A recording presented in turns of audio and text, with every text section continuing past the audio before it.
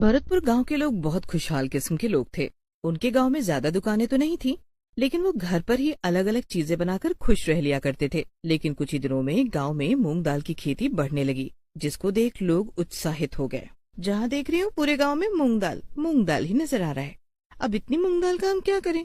कितनी दाल खाएं? दाल खा खा कर तो दिमाग खराब हो गया है।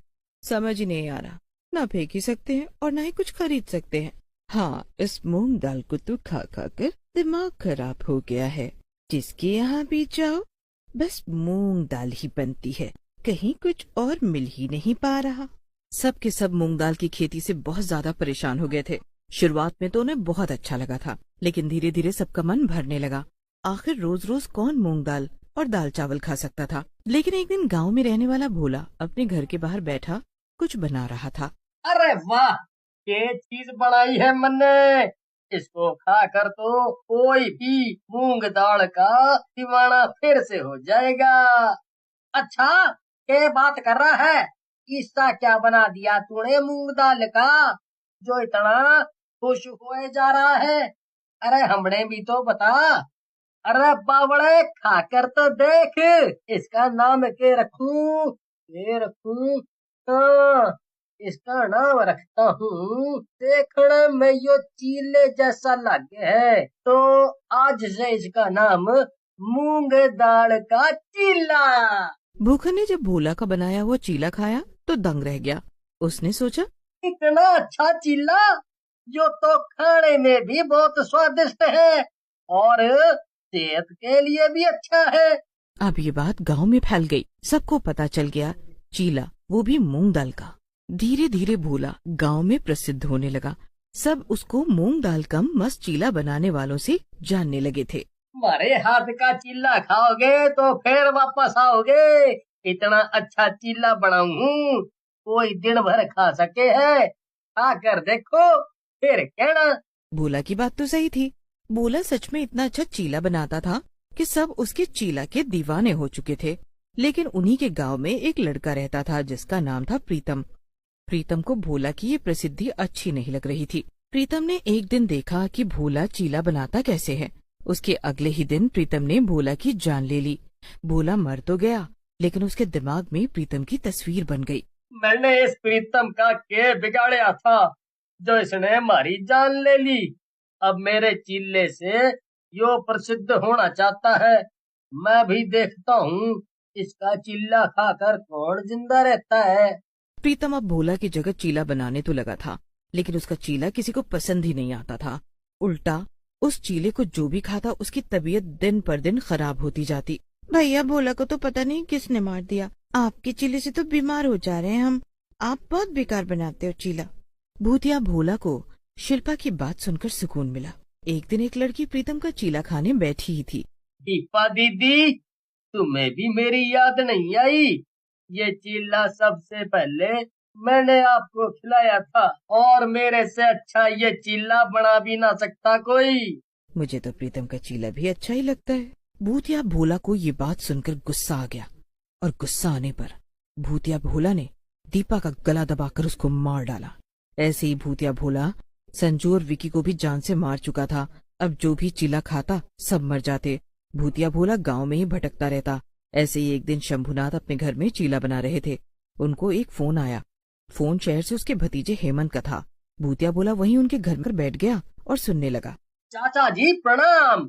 हमारे यहाँ आप आ रहे हैं ना? आपके आने की सारी तैयारियां हो चुकी हैं। बच्चे पूनम सब बहुत खुश हैं। हाँ हाँ बेटा, हम लोग बुढ़ा हो और हम ना आए, मैं जरूर आऊंगा। मुझे भी देखना है शहर कैसा होता है। शंभुनाथ एक हलवाई थे। हलवाई होने के नाते वो इधर उधर अक्सर जाते ही रहते थे। अब उन्हें हेमंत के घर जाना था, क्योंकि हेमंत के बेटे का जन्मदिन आने वाला था।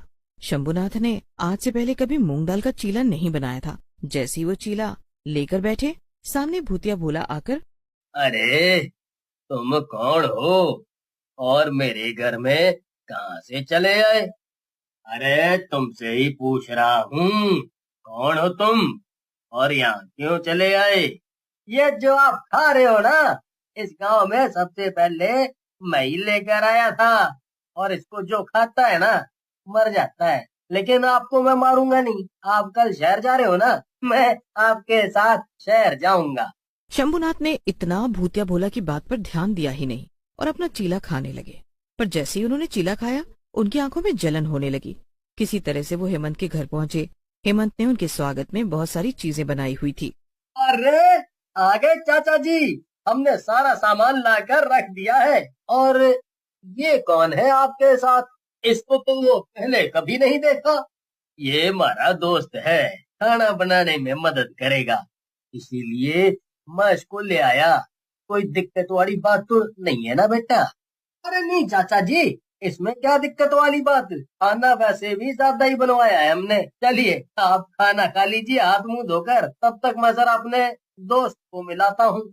हेमंत विक्रम के घर जा रहा होता है विक्रम को बुलाने के लिए।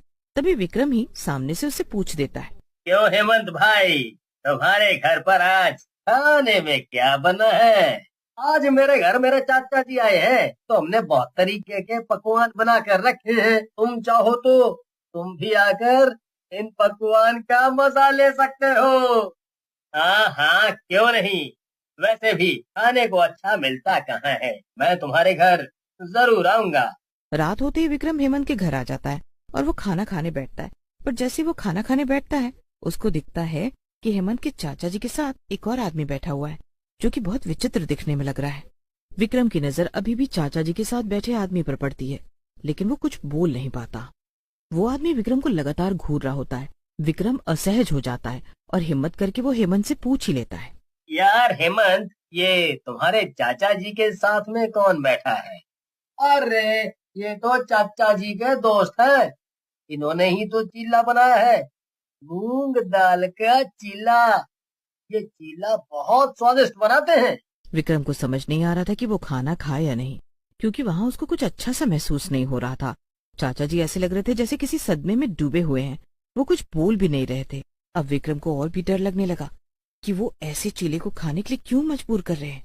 लेकिन डरते डरते उसने एक चीला तो खा ही लिया। खाकर वहां से जैसे ही निकला, विक्रम के पेट में बहुत तेज दर्द होने लगा। विक्रम ने सोचा वो हेमंत के चाचा जी से जाकर पूछेगा कि उनका दोस्त आखिर करता क्या है। विक्रम सीधा हेमंत के चाचा के पास गया। हेमंत के चाचा आंखें खोलकर सो रहे थे। विक्रम ने चाचा जी को जगाने की बहुत कोशिश की, लेकिन वो नहीं उठे। तभी चाचा जी का दोस्त कमरे में आया। क्या हुआ बेटा, और मूंग दाल का चिल्ला खाना है? क्या खाना है तो बताओ, मेरे पास बहुत सारा पड़ा हुआ है। चीला? तुम क्यों मुझे चीला खिलाने के लिए पीछे पड़े हुए हो? ये चीला खाकर मैं क्या करूंगा? क्या तुम मुझे मारना चाहते हो? लेकिन मैंने तुम्हारा क्या बिगाड़ा है? ना ना ना ना ना, किसी ने मेरा कुछ बिगाड़ा। मैं बस मशहूर होना चाहता था अपने चीले के माध्यम से। मैं शहर में आना चाहता था। जब से मैंने सुना कि शंभुनाथ शहर आ रहा है, तो मैं उसके चिपट लिया। हालांकि वो मेरे बस में है और मैं तुम सबको चीला खिला सकता हूँ, लेकिन जिस तरीके का तुमने मेरा चीला खा करके मुंह बनाया ना भाई, मैंने मैंने लग गया तुझे हमारा चीला पसंद नहीं आया। अब तो तुझे ये चीला खाना ही पड़ेगा। ठीक है, मैं तुम्हारा चीला खाऊंगा, लेकिन सिर्फ एक ही शर्त पर खाऊंगा, और वो शर्त है तुम यहाँ से हमेशा के लिए चले जाओ और हेमंत के घर में कोई तबाही नहीं मचाओगे। लेकिन अगर मैं ही नहीं रहूंगा तो मेरा चीला कौन खिलाएगा? यहाँ चीला किसी को पसंद नहीं आता, तो तुम यहाँ से चले जाओ। अगर तुम चले जाओगे तो मैं खुद लोगों को बताऊंगा कि मैंने भोला का चीला खाया था। भूतिया भोला खुश हो जाता है। विक्रम उसका दिल रखने के लिए 2-3 चीले खा लेता है। उसके बाद भूतिया भोला शहर छोड़कर चला जाता है, जिसके बाद हेमंत के घर की पार्टी अच्छे से मनाई जाती है और सब लोग खुश रहते हैं। विक्रम सबको सच में बताता है कि भोला अच्छा चीला बनाता था।